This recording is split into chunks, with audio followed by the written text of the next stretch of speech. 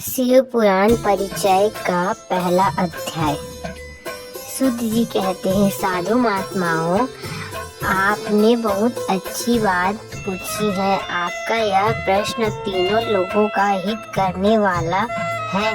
मैं गुरुदेव व्यास का स्मरण करके आप लोगों को इसमें अवश्य इस विषय का वर्णन करूँगा। आप आदर पूर्वक सुने। उससे उत्तम जो शिव पुराण है वह वेदांत का शास्त्र है तथा वक्ता और श्रोताओं का समस्त पाप राशियों का उद्धार करने वाला है।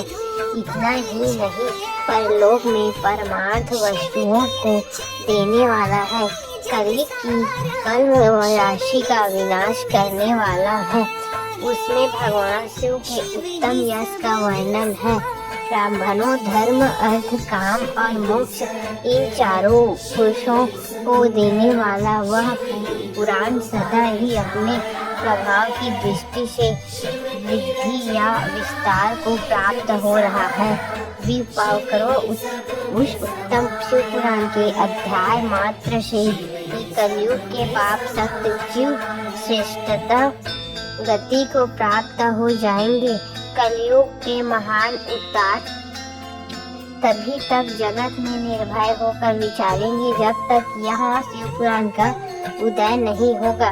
इसे वेद के तुल्य माना गया है। इस वेद कल्प पुराण का सबसे पहले भगवान शिव ने ही प्रणयन किया था। विश्लेश्वर संहिता, रुद्र संहिता, विनायक संहिता, उमा संहिता, मातृ संहिता, एकांत दश रुद्र संहिता, कैलाश संहिता, सप्त रुद्र संहिता, कोटि रुद्र संहिता, सहस्त्र कोटि रुद्र संहिता, वायव्यार संहिता तथा धर्म संहिता। इस प्रकार इस पुराण के 12 भेद या खंड है। ये 12 संहिताएं अत्यंत पुण्यमयी मानी गई हैं। ब्राह्मणों, अब मैं उसके श्लोकों की संख्या को बता रहा हूँ। आप लोग वह सब आदर पूर्वक सुने। विश्लेश्वर संहिता में 10,000 श्लोक हैं। रुद्र संहिता, विनायक संहिता, उमा संहिता और मातृ संहिता, इनमें से प्रत्येक 8,000 श्लोक है।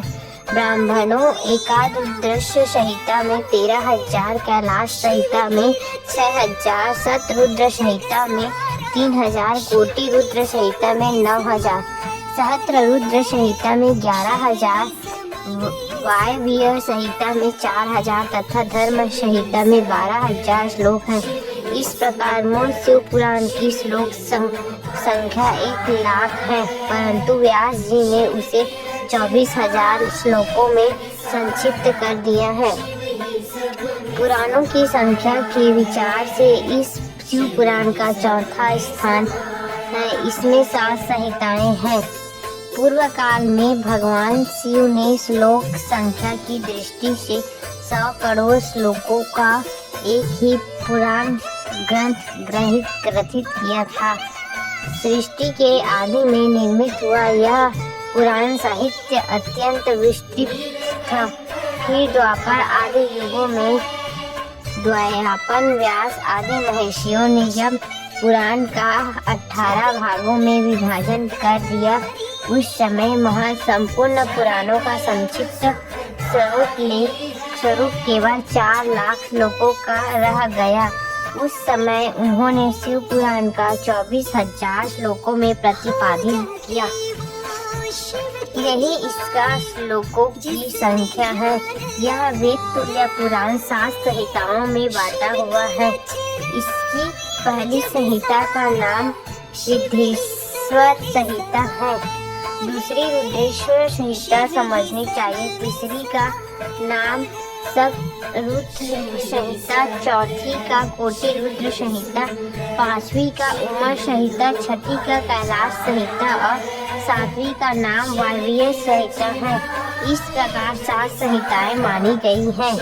इन सब संहिताओं से युक्त दिव्य पुराण शिव पुराण वेद के तुल्य प्रमाणित तथा सबसे उत्कृष्ट गति प्रदान करने वाला है।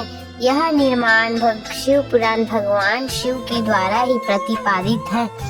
इसे शैव शिरोमणि भगवान व्यास ने संक्षिप्त से संकलित किया है। यह समस्त जीव समुदाय के लिए उपकारक, त्रिविध तापों का नाश करने वाला, तुलना रहित एवं सत्पुरुषों को कल्याण प्रदान करने वाला है। इसमें वेदांत, विज्ञानमय प्रधान तथा निष्कपट निष्काम धर्म का प्रतिपादन किया गया है।